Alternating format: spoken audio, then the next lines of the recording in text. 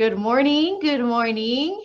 Good to see everyone. Welcome on this Tuesday morning as we continue our Beating Burnout series.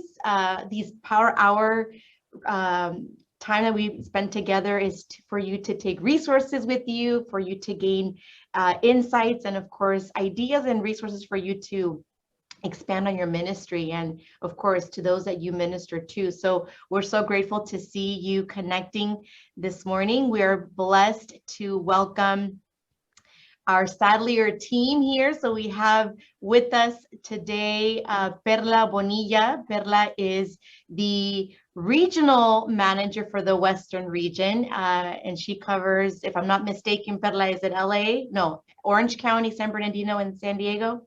The whole West Coast, everything from Washington south and everything west of Texas. Wow, that is our region. It's a fun region. So good morning, everyone. Thanks for joining us. Thank you, Perla. Also with us this morning, we have Ed Castillo, and he is the sales representative for Sadlier. And Ed, you cover what areas? I cover the Diocese of San Diego, the Diocese of San Bernardino, as well as the entire state of Arizona and New Mexico. Wow. So not quite as big as Perla, but very, very big. We want to thank you for your partnership, and as always, your support for our diocese, and not just for catechetical ministries in our parishes, but also for our Catholic schools. So thank you for your wonderful efforts and all that you do so that we can continue with our mission here in our diocese. So thank you, Perla and Ed, for joining us this morning. Today, we have a wonderful topic for you. And of course, this has to do with the keeping faith alive in times of pandemic. We've talked about this before. This has been one of those things that we've never imagined would take this long. And this also implies some adaptations. And so it is my pleasure to introduce to you this morning Ms. Kathy Hendricks. She is the National Religion Consultant for William H. Sadlier and a contributing writer for their Christ in Us and We Believe catechetical program and other resources. She has over 25 years of experience working in Catholic schools, parishes, and dioceses. She's also a very familiar face here with our community in San Diego.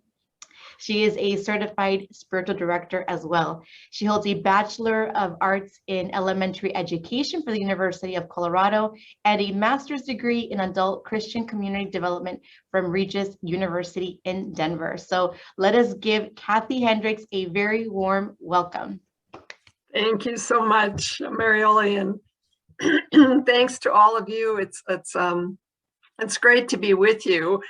I always wish, when I'm talking to San Diego, I always wish that I was there in your beautiful area of the world. And even more so this morning, because I'm here in Colorado. We had an inch of snow last night. So we continue to experience our spring weather, which is, we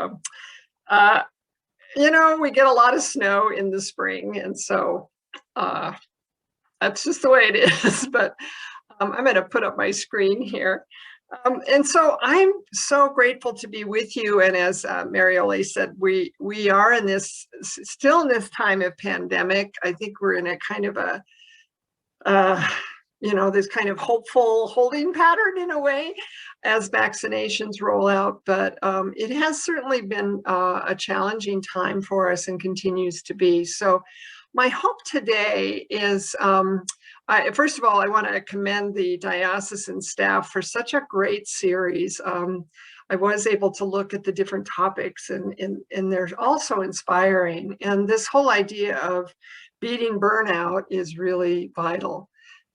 This is a time where it's certainly been challenging. And so my hope today is that, first of all, you'll take something for yourselves, for your own heart and soul, because a minister is not going to be very effective if they're burnout.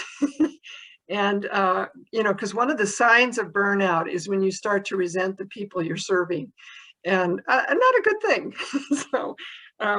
So that's my hope, is first of all, this is for you. And then that perhaps you'll take away from it some thoughts about how you continue to minister as we move through this time of pandemic and beyond it, because we all know, that return to normal that I think everybody's hoping for may not ever come.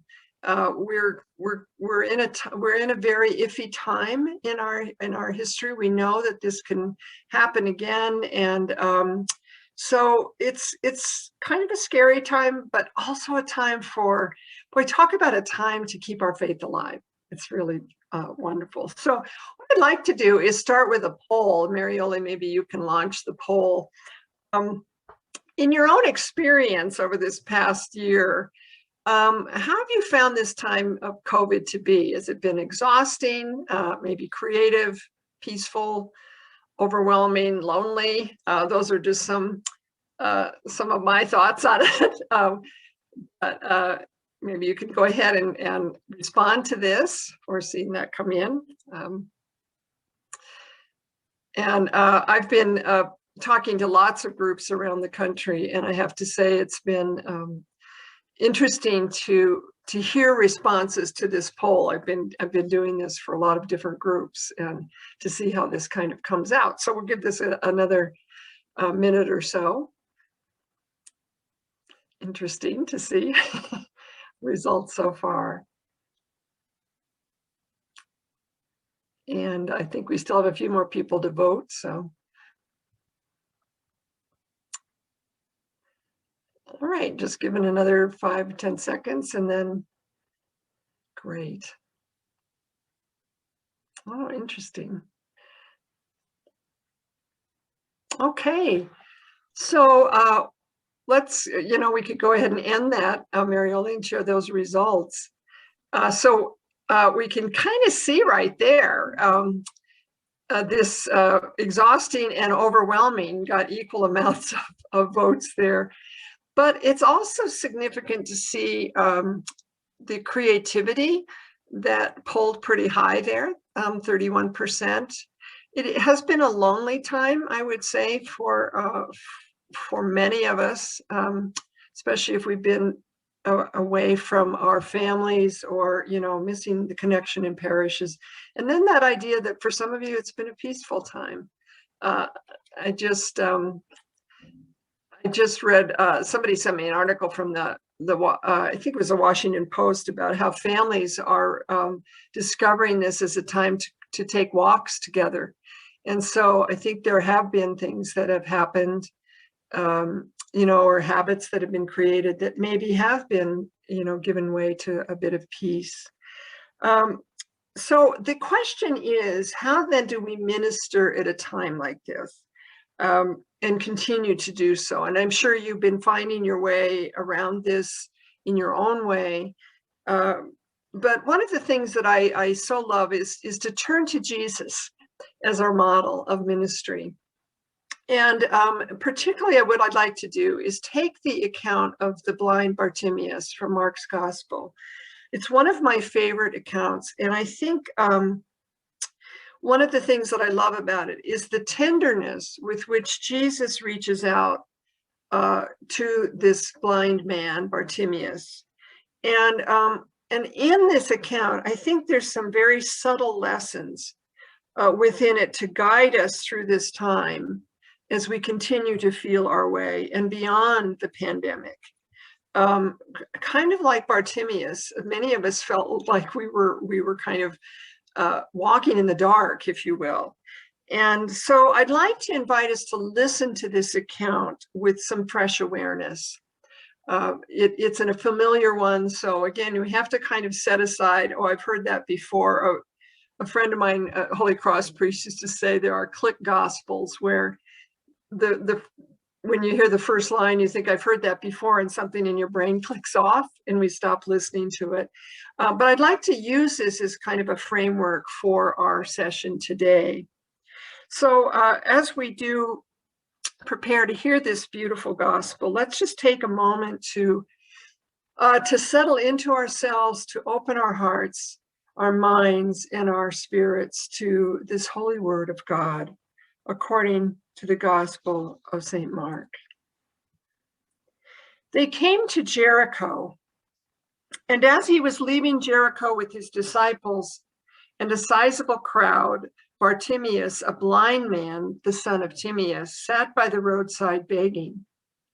On hearing that it was Jesus of Nazareth, he began to cry out and say, "Jesus, son of David, have pity on me."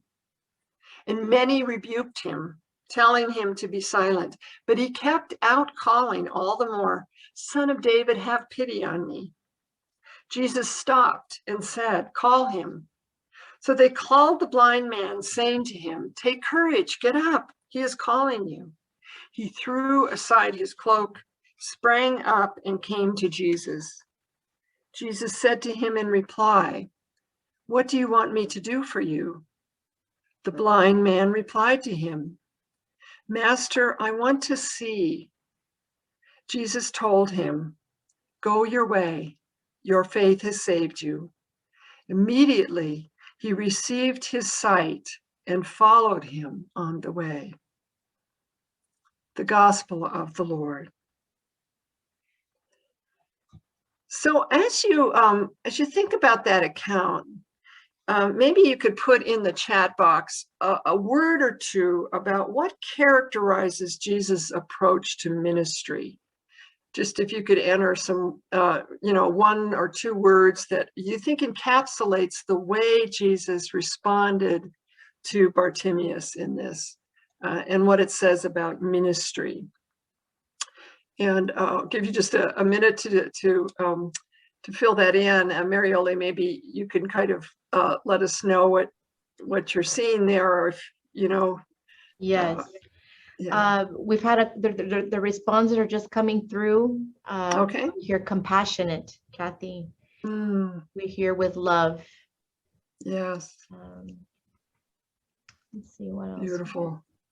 Yeah, compassion. Patience. Oh, nice. Love and compassion again. Father Gregory Boyle says that compassion was the wallpaper of Jesus' soul. I love that quote. Yes. Oh, so beautiful. Non-judgmental, present, Yes. humility, Beautiful. patience, love, Mm. empathy. Mhm. So much empathy. Gentle, unafraid.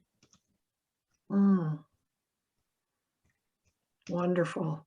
Those are, I mean, every word is just exquisitely, describing this ministry that Jesus, extends. And ministry does mean to serve. And there's so much. All of those are so appropriate. We don't hear. Nobody put in dogmatic, overbearing, judgmental. Someone said non-judgmental. Very true. And so what I see I'd like to go back over this story, kind of make it an extended Lectio reflection for us, to inspire us around the way of Jesus' ministry. And so I see four movements in this story that I think can provide a sense of guidance for us in our own approach to ministry during this time. I think at any time, but particularly during this time of pandemic. So let's kind of revisit this account in segments. They came to Jericho, and as he was leaving Jericho with his disciples and a sizable crowd, Bartimaeus, a blind man, the son of Timaeus, sat by the roadside begging. On hearing that it was Jesus of Nazareth, he began to cry out and say, "Jesus, son of David, have pity on me." Note that he was about to leave, and his disciples were not only going with him, but a sizable crowd. This was part of the scenery that Mark sets up. And so, and you can imagine, I mean, if you've been in crowds and there's noise and people and I'm sure people trying to get Jesus' attention, and yet he hears the one voice among many. And to me, it is such a powerful sort of example of ministry that is really compassionate and caring and empathic, as you described in these responses, Because how do we then take in the one among many at this time? Particularly if we feel that we, varied experiences may, be lifting, but when we've been isolated so much from one another. And then we've got these incredible statistics that, so many of you said this was an overwhelming time, and it is. When we hear that we are close to 600,000 deaths in this country alone, and 3 million around the world just from this pandemic, how do you even begin to process that? The layers of grief and loss that this has wrought upon our community of humankind. And so, when I think about some of the needs that are surfacing and have surfaced over the past year, you in this poll, talked about being overwhelmed and exhausted by it. And then consider then the high rates of anxiety or stress and depression among those who have just found this kind of isolation very difficult. Those who have lost jobs, those, of course, who are in mourning and grieving over the loss of loved ones. There's been COVID fatigue as the pandemic continues, coupled with anxiety over vaccination access. And we see all sorts of, I think every day there's some kind of story I listen to NPR News in the morning about people that are, saying we're not going to get vaccinated. We live in a county here in Colorado. It's a smaller county. My husband and I just moved to be closer to our daughter and her family. So we're living in a mountain town in Colorado. We have a lot of people that are coming here taking what they call vaccination vacations because they can actually access vaccinations here in Chaffee County. So there's all sorts of anxiety around that. And when are we going to be able to open up again? There's been isolation and loneliness, particularly among the elderly, those who are living alone. And that's just been exacerbated by the restrictions. There's been an alarming rise in suicides among teens. There's been, what we've seen, of course, is an escalation in gun violence. Nothing new, sad to say today. It tears at my heart, but today is the 22nd anniversary of the shootings at Columbine High School. And that resonates very strongly with me personally because I was serving as a pastoral minister at the time of the shootings in a parish in Littleton, Colorado. And so there's all of this that's just kind of overwhelmed people. There's been an impact on our children and our young people, particularly those on the lower end of the economic spectrum, who maybe have been able to not only attend school, but they've lost access to interacting with their peers or had access to free lunches and other benefits that have come, with being in part of school. And then there's tech overload. So it goes on and on and on. And when we look at all that, we can easily lose sight of the one voice among many who needs a bit of connection. And so it's not surprising that that we saw that, feeling overwhelmed is a feeling that you as ministers are experiencing. And, when I think back to the beginning of the pandemic, we were living up near Denver at the time, and our parish undertook an amazing sort of thing when it first started, and we were all, church services had closed down, and we weren't sure about going out anywhere, even to the grocery store, many of us. And our parish undertook this incredible project where they enlisted the help of volunteers, and they called every household once a week for 2 months, just to check in with households to see how people were doing. It was really an amazingly beautiful outreach, a one voice kind of voice-to-voice outreach. And phone calls versus emails were very striking to me, especially because there were a number of elderly people in our parish, and there was a concern about those who are alone and suffering the effects of this. So when you think about this one-on-one, what is it that we might do to, sorry, that kind of jumped ahead. Who is it that needs your personal outreach and continues to need that. Those of you in leadership, your catechists or volunteers, if you're on a parish staff, I know many of you are paid parish, staff, and if you're feeling overwhelmed, how are you reaching out to those with whom you minister? Your own family, near and far, what kind of personal outreach they need, or your parish families, who may be feeling overwhelmed as well, or, those of you in perhaps youth ministry or catechist dealing with sacramental preparation, whatever, your students, your young people. It's important to measure how you do this. Maybe it's through phone calls, handwritten notes, emails, or texts, but whatever it is, we need to put something personal in it to show that we care. And it's important to recognize the need as our parishes reopen to be aware of the grieving that's probably going to go on for a long time with both individuals and families, not only from COVID deaths, but the loss of community and connection that's taken a toll on our communities. So let's look now at the next part of the gospel and this sense of inclusivity that Jesus incorporates into his ministry and his response to Bartimaeus.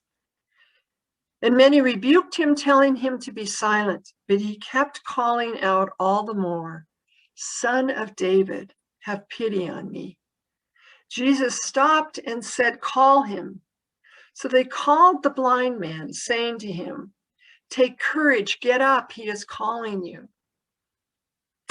It's so striking to me in the Gospels to see how many times Jesus ignores those who seem to think they know what's best for him by trying to restrict those with access to him. It's almost like he had his little, a Secret Service contingent who thought they were protecting him from the riffraff, but he wasn't having it. He never does. And he continues to make his ministry inclusive and expansive. This was a time when one's infirmities were seen as a sign of their own or perhaps their ancestors' sin. And yet Jesus consistently refuses to shun others because of their physical disabilities or their social standing or the economic, religious, or ethnic status, their gender, or any other cultural or social construct. I'm sure many of you are familiar with Father Greg Boyle. I just quoted him a little while ago, the Jesuit priest who works with those, men and women who are trying to leave behind, gang life or drug abuse and all those sort of things. He works up in South Central Los Angeles. And his work, in establishing homeboy industries has been kind of a model for groups like this around the world. And when you look at his writings, he's written 2 books, Tattoos on the Heart and Barking to the Choir. He has a very inclusive nature that underscores his ministry. And when he writes, he speaks powerfully to our continued rejection of those on the margins in our societies. And instead calls for this inclusive kind of ministry. In one of his books, he writes, "We locate ourselves with the poor and the powerless and the voiceless." And that in turn moves us to the edges. And he says, and that at the edges, we join the easily despised and the readily left out. We stand with the demonizing so that the demonizing will stop. We situate ourselves right next to the disposable so that the day will come when we stop throwing people away.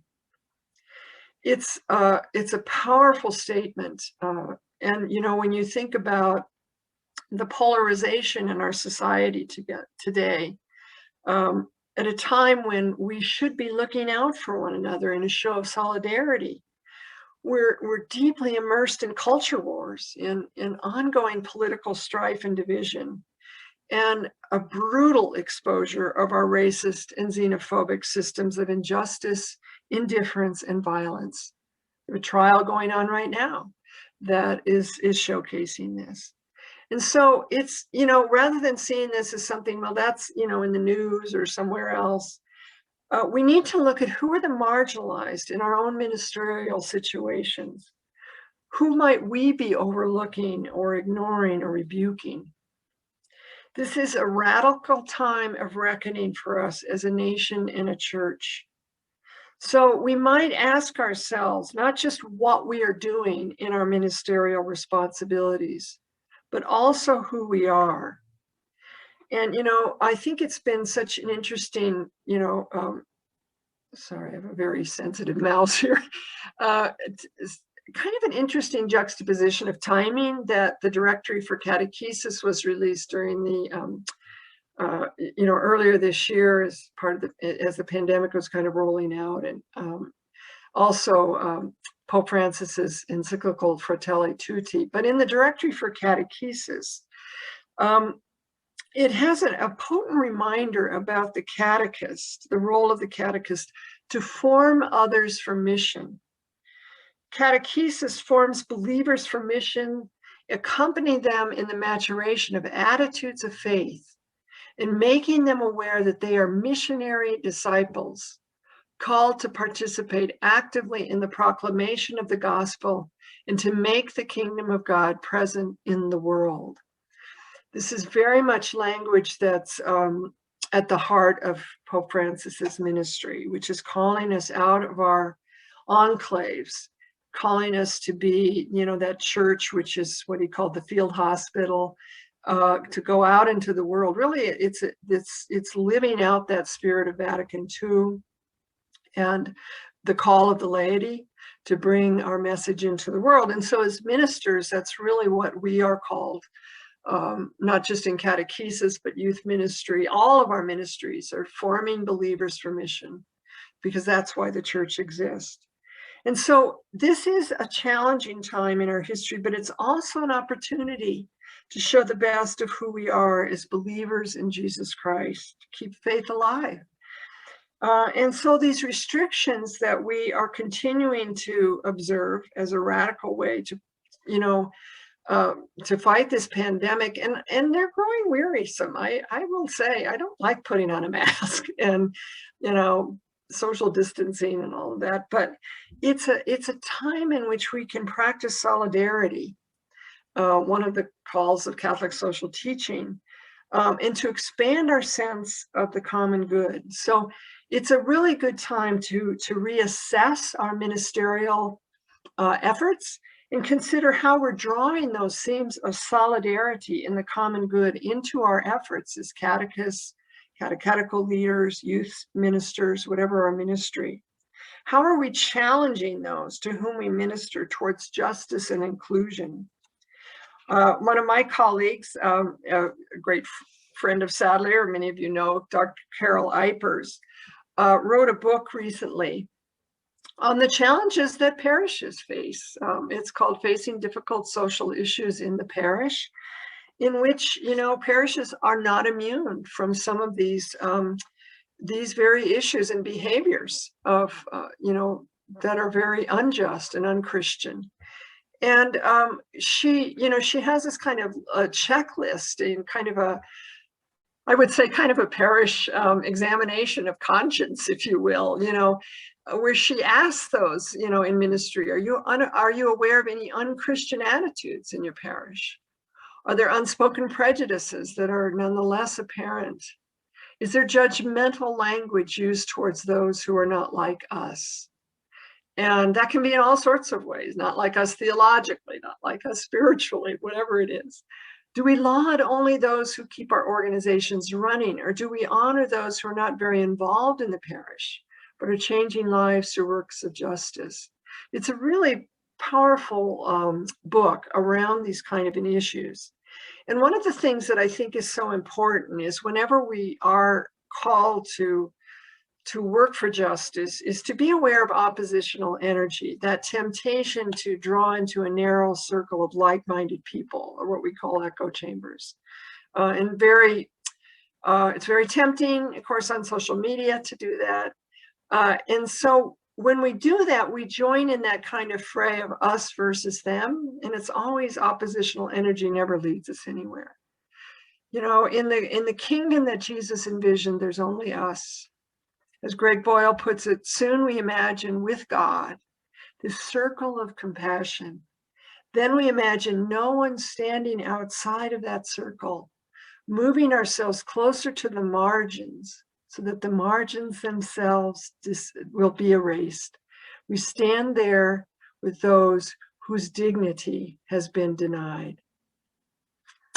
So let me just stop there. I'm going to stop sharing my screen for a minute just to see if anybody has any responses or reactions to those first two pieces of the gospel about Bartimaeus, around the personal approach of Jesus or his inclusivity before we move to the second two. So any thoughts on that you want to put in the chat box, or go ahead and unmute yourselves and share any thoughts?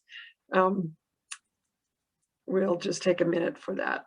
You know, or you know, how your parish has risen to the occasion during COVID. What is it that you're proud of that your parish has done to minister to others during this pandemic?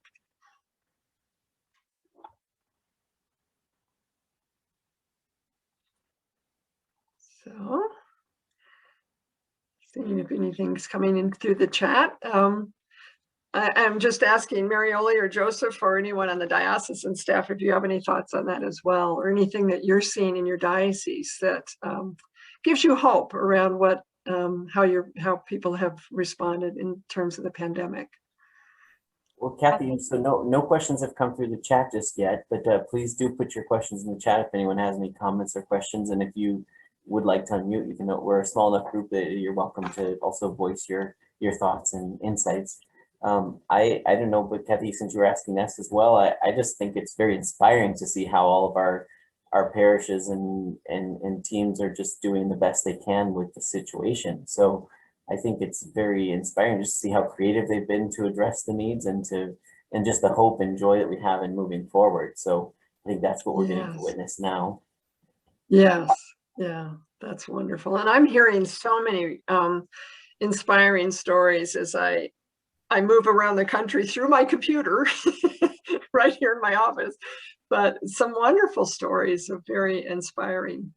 Kathy, I share, I'm a catechist, first year preparation, and I think this has been the best attendance that we've ever had. And I've had so many parents sit in. I can see that they're off camera, you know, I see the hand coming in to hand out material. Sure. So I think it's been a great blessing, although the class size is much smaller because we're doing it virtually.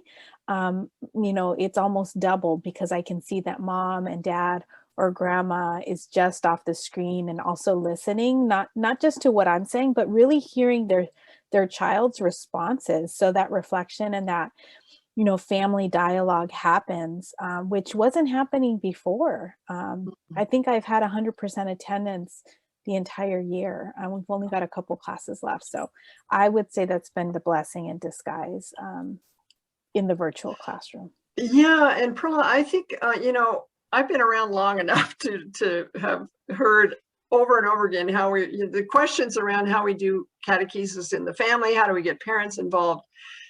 Nobody thought it was a good idea to have a pandemic to do this, but it has been one of those silver linings in this very dark cloud is I have heard that from others too, this involvement of the parents sitting next to the child, involved in some way. And, you know, we're catechizing them as well in that process. Oh, what a wonderful thing. Yeah, thank you for that. Yeah, it looks like some things came out in the chat box. Yes, Kathy. So we have some comments that have come in that just said, "I'm thankful for when meeting with our deanery has continued on so well." So we have some of our deaneries that have been very active in meeting and kind of just consoling one another and sharing the victories and challenges that they have. We also have someone's posted the courage to ask for help, which is definitely important.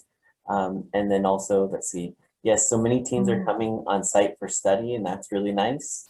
Let's see. And again, that's the comments from the chat.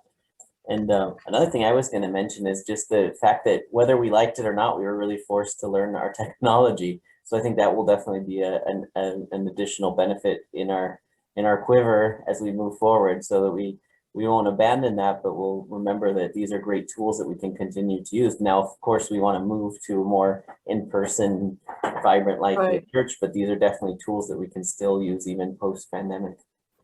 Yes, absolutely. And I saw somebody, Kathy asked if I could share some of the stories that I've heard, and I'm happy to do that. It's, you know, some have been, you know, I think one of the comments was, we've asked for help.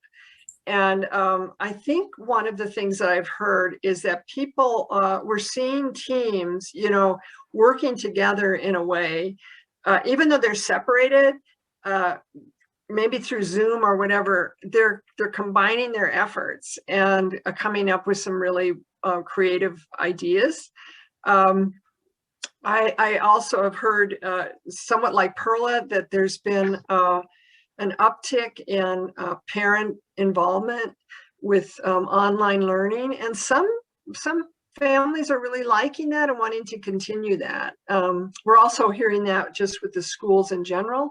For some children, online learning has been a gift. You know, kids that have had that have ADD and have a hard time focusing in a classroom full of children have excelled on the Zoom calls, and so those are some of the stories that I've heard, you know, especially around family involvement. And then I've also heard people saying, you know, I'm getting outside more. Even ministers have said, you know, I'm finding that I can go outside and I can take a break and I can, you know, and that is good news, because it's so hard to get people in ministerial situations to take time for themselves. I did a series on Lent during the you know, how do we celebrate or observe Lent during the pandemic when we, you know, we may not be able to come together. And it was a phenomenal response that we had. It was mostly back east, but we had a huge turnout for in New York. I think we had over 200 people sign up for one of these webinars. And I think, I'm not sure they would have shown up at a parish for this. So there's been a lot of wonderful things that have come about. So thank you for that question, Kathy. Well, let me move on. I'll put my screen back up here to look at the next two pieces of the gospel, and move a little further into what, you know, Jesus has done. The third piece and movement I see in this is his attentiveness. He threw aside his cloak, sprang up, and came to Jesus. Jesus said to him in reply, "What do you want me to do for you?" Now, you know, when I mentioned that this is a clip gospel, that we can kind of assume that we've heard it or really taken it in. This kind of broke open for me. Several years ago, my mother was in a nursing home. I was working in at the parish that I mentioned earlier, where when the Columbine shootings happened. But I would bring communion to my mother when she was in the nursing home, and they one of the heads of the nursing home had come to me at one point and said, you know, no parish is serving the other Catholic residents in this facility and bringing them communion. So we set up a ministry to bring communion to the Catholic residents. And so in addition to bringing communion to my mother, I would visit a few other people. And one of the women that I would go to see each week was a woman named Alice. And Alice, she was legally blind. She could kind of see me, but she said it was kind of a blur. My face was kind of a blur, but she could see when I smiled. She always told me I had a nice smile, which was lovely. And Alice's husband was in the same facility, and he had Alzheimer's that had progressed to such a point that he didn't know her anymore. And she was usually very upbeat. And yet one day when I went in to see her, she was really depressed. And she said to me she didn't know why what was the purpose in going on, you know. And at that time, I was supposed to speak to a group in the parish about this gospel of Bartimaeus, and I was struggling with it because I thought, what can I say to them about this gospel that they don't already know? And as I sat with Alice, who, you know, this woman who was not completely blind, but legally blind, I started to think about this question that Jesus asks, what do you want me to do for you? Because that was essentially what I felt with Alice. I didn't know what to do for her. And I couldn't make her husband well. I couldn't assure her that things would get better. And it was really while I was struggling with that whole idea of how do I minister, that his question came to me. You know, so often we assume we know what others need. Bartimaeus's need seemed obvious. He was blind. He called out, have pity on me. I mean, don't you think Jesus would have said, oh yeah, you can't see, I'll heal you. And yet he doesn't assume this. He asks a question oriented towards service and caring. What do you want me to do for you? And so when we look at this, ministry at this time requires careful and attentive listening. I mean, this is a given at all times in ministry. But I think in a particular way at this point in our history and in our time of ministry, what we might think people need might not actually fill their actual needs. These are just some of the needs that I've encountered over the past year. While on a Zoom meeting with a number of people one day, there was a mother on the call who told us how stressed she was, because here she was upstairs on this meeting, and she said, and I have to monitor my teenage son who's downstairs on a computer doing classwork. And she said, and this is something that the school used to do, and I suddenly have to do it now. And she said it just how stressful that was, having to layer that on top of everything else that she was doing. I also encountered the grief of a couple whose 22-year-old took his own life last summer. And while we attended the funeral, we had to wear masks. We had to sit apart from one another. We had to ask the question, is it okay to even hug one another? It was just heartbreaking. There's the loneliness and isolation of a friend of mine who's widowed. And she told me how weekends were the hardest for her because no one called in or checked in on her, because they were caught up with their own families. There was the depression of one of my childhood friends who lives in downtown Denver. And she was dealing with her own health issues, heart fibrillation sort of thing. And there were protests going on near her apartment, and she felt so alone and terrified of contracting COVID if she went to the emergency room to take care of her own health.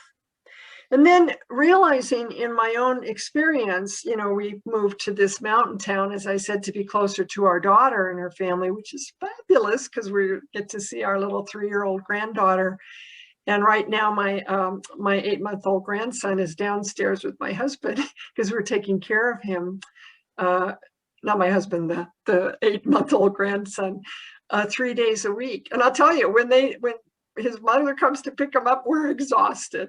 But we're so grateful and aware of not only grandparents that aren't able to see their grandchildren and haven't seen them for months, but over the course of the year, my granddaughter's school has closed down.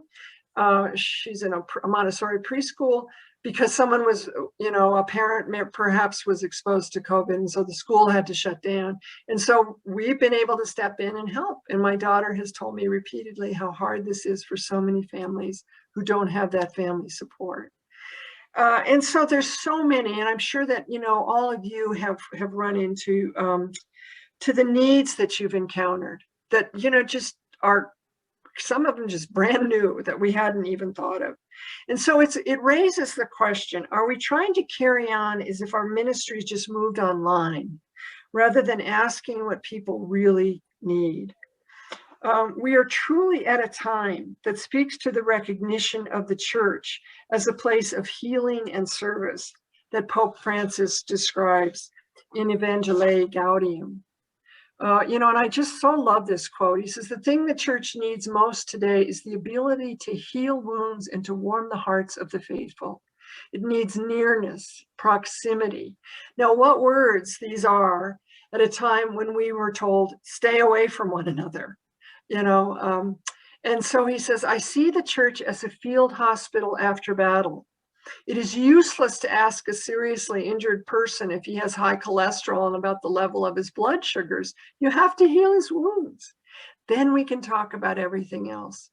Heal the wounds, and you have to start from the ground up.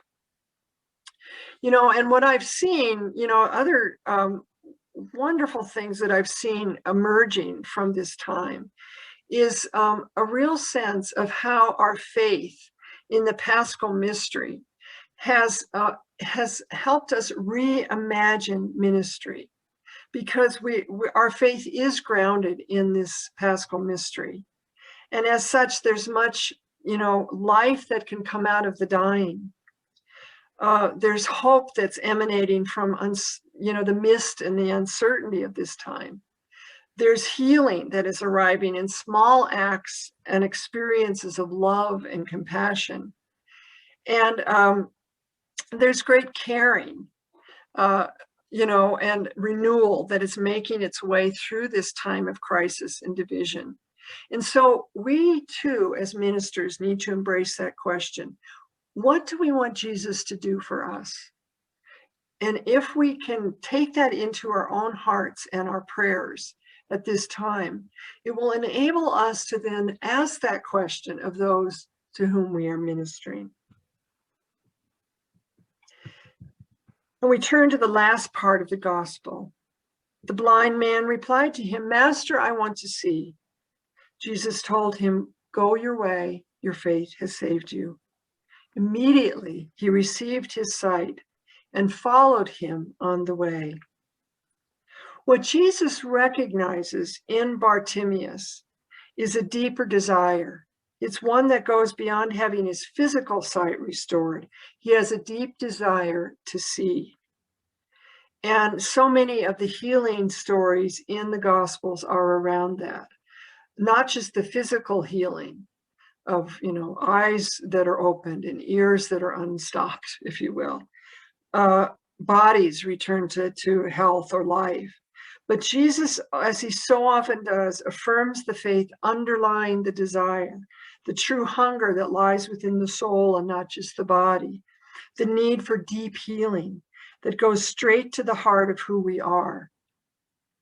In the 1990s, there was a book that came out called Care of the Soul. It was written by Thomas Moore, a psychotherapist. And in the book, he described a symptom of loss of soul, in which he said, you know that you've had a loss of soul if your life has become all function and you've lost touch with beauty and art. And you know your life has become all function if you keep repeating these words like this: I have to, I should, I could have. Do you hear that? It's just all function language. There's nothing beautiful in that, nothing artful in that.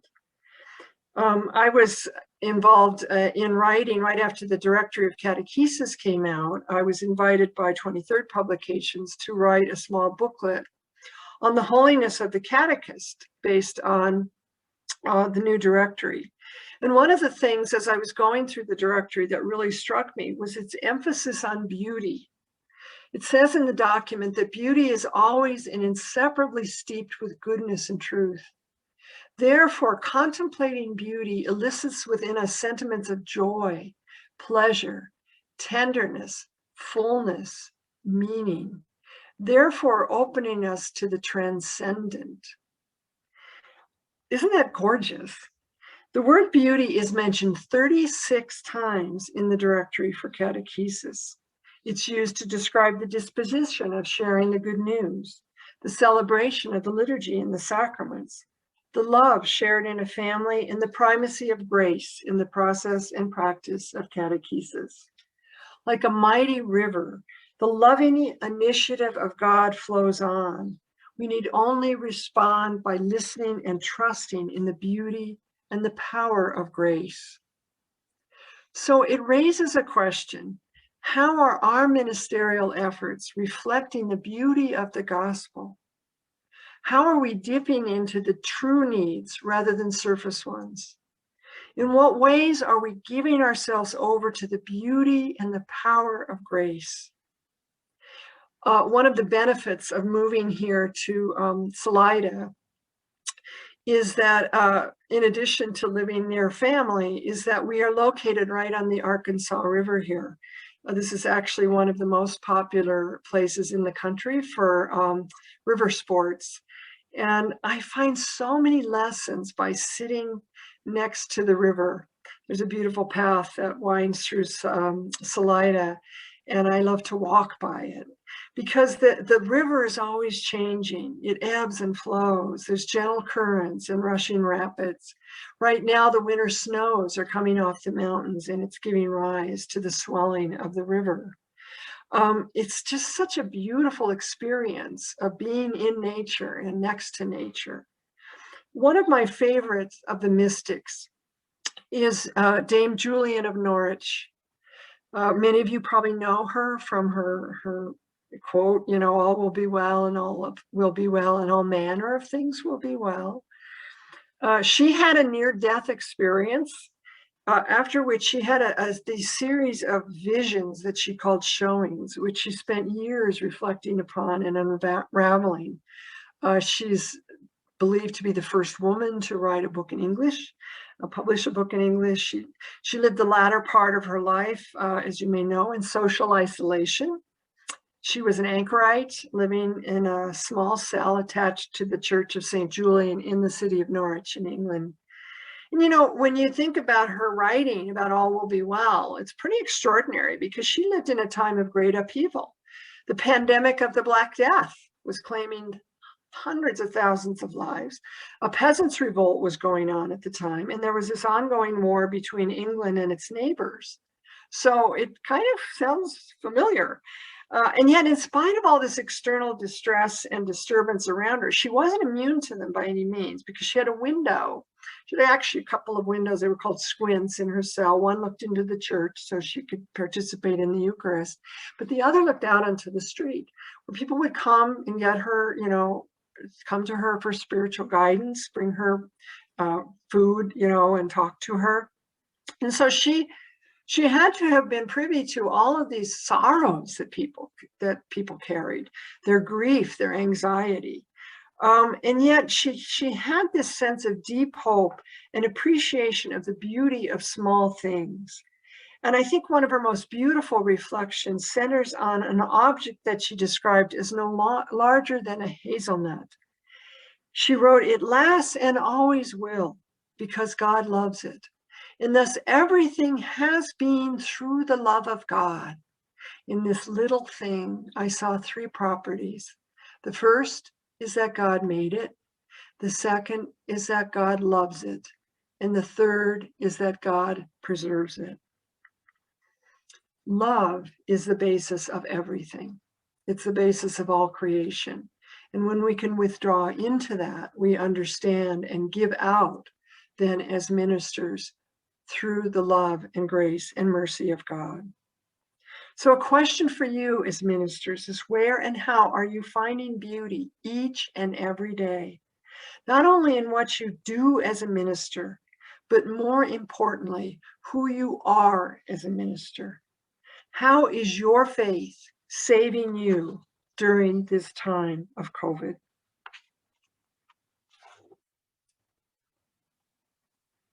So let me just stop here and just invite you to take kind of another little assessment around the hope that you see arising in your ministry or your life at this time. What kind of healing you might have experienced or witnessed during this time. And what renewal is becoming possible as a result of the pandemic. And so, those are just some questions you might want to chew on, not necessarily right now, because they might take a little bit of time to surface for yourself, but basically around those 3 words of hope, healing, and renewal. And so, so often in these Zoom meetings, we just talk and talk and talk, and I've been talking for quite a long time now, and we don't have much time to reflect. So I'd like to just invite you to enter into some beauty right now. I'm privileged to live with a man who is incredibly talented as a photographer. So I want to share some of my husband Ron's photos. Just invite you to rest in this beauty for a few moments. And if you feel so moved to put anything in the chat box about what you might be taking away for yourself as ministers from today, or what you're taking away for your ministry to others, if you'd like to share that in the chat box, we'll have a little bit of time. So we'll just take a little bit of silence to rest in some images of beauty. And then perhaps Joseph can share any of those comments from the chat box, and then we'll close with a prayer.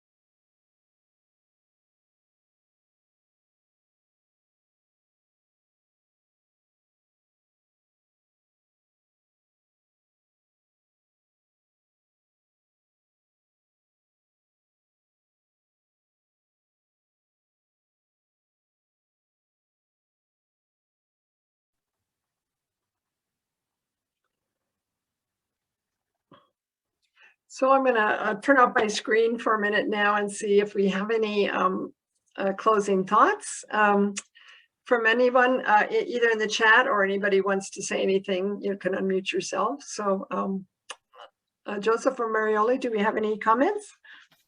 We did receive some. Does anyone want to, we'd love to hear your beautiful voices if anyone would like to unmute and share. Yes, you should be able to do that. Lisa, would you like to share your thoughts? Sure. First, thank you so much, Kathleen. So well, so good and so well. I know for myself, I really have had to dig in deep to what empathy is and how to experience empathy for myself and for those around me, that really recognizing that we really are called to meet people wherever they are at and what that really means. Because we get it. I know for myself, I get into the habit of thinking, oh, everybody's on the same Jesus bandwagon I'm on. And then I have to realize, wait a minute, that's not true. And I think that COVID has really helped me to stop in the moment when a parent is coming at me or talking with me. I have to stop and take a deep breath and go, oh, okay, all right, let me see where you are. Let me see how I can help you. And I think that has been a gift of COVID for me. Yes, thank you so much. That, I have a relative who is deeply depressed at this time. He's living alone. And I can so relate to what you're saying, because it's just an effort to call and listen. And yet that's the best I can do right now. And so that idea of empathy and maybe letting go of some of our own needs, that's so beautifully put, Lisa. Thank you so much for that. Yeah. I like that Jesus bandwagon thing too. So it's easy to think people are on our bandwagons and like, oh, maybe they're not. So thank you. Anyone else? Yeah, it's really nice to hear some voices too. So please do unmute yourself and share. Is there anyone else who would like to unmute and share any thoughts or on the beautiful pictures that Kathy shared with us? I know we were all in such awe of the pictures, and I know we do have a comment from Marioli saying that she was awed and inspired, and so I think that's a good way of capturing that. I personally, the one that really, I mean, they were all beautiful, but I love the one of the little newborn. I feel like that Yes. shows so much hope in the future, and and we always have that hope that it eternally springs forth. So I think that's a beautiful one. Yep, and proud grandma that I am, I get to share pictures. That's my little grandson Clay. So yeah, I love that. It's just his eyes, and when you look at a child, those of you working with children, isn't it wonderful, a gift that they bring, the hope. Absolutely. Wonderful. Well, great. Thank you so much, everyone. First of all of the attendees, thank you for making time in your schedule to join us this morning for this beautiful presentation. And again, thank you to the team from Sadlier, to Ed and Perla and all of your team for all of your amazing support. And of course, you, Kathy, for always sharing your words of wisdom is always such a blessing to us. And we look forward to having you here in sunny San Diego sometime soon, so you can get away from the snow if you need to.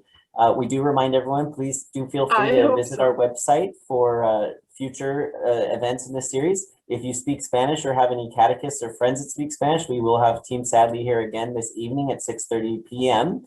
with Dr. Gerardo Salazar. So we invite you to join us for that as well. Thank you all for being with us. Thank you, Joseph, and thank you, Marioli, and the whole team in San Diego there. It's, like I said, I do wish I was with you, but it's great to be together. And I know our hearts are joined at this time. So maybe we can close with this prayer for ministry in uncertain times. Let us pray. Jesus, we are in a time of great upheaval, of uncertainty, of fear, and of deep sorrow. As you listened to the single voice of Bartimaeus in his desire for healing, so we ask that you hear us. Expand our horizons so that we may recognize your face among those who are so easily dismissed as insignificant or distasteful. As we minister in your name, attune us to the true needs of those we serve, and help us to respond with open and generous hearts. Increase our insight into the true needs of these times, for beauty, for faith, for the ever-flowing power of your grace and goodness. May all we do and say be grounded in your model of service, compassion, and true and lasting love. Amen. It's been a great gift to be with all of you. Thank you so much for your hospitality, and thank you for all that you do to minister to the people of God. God bless. God bless everyone. Thank you.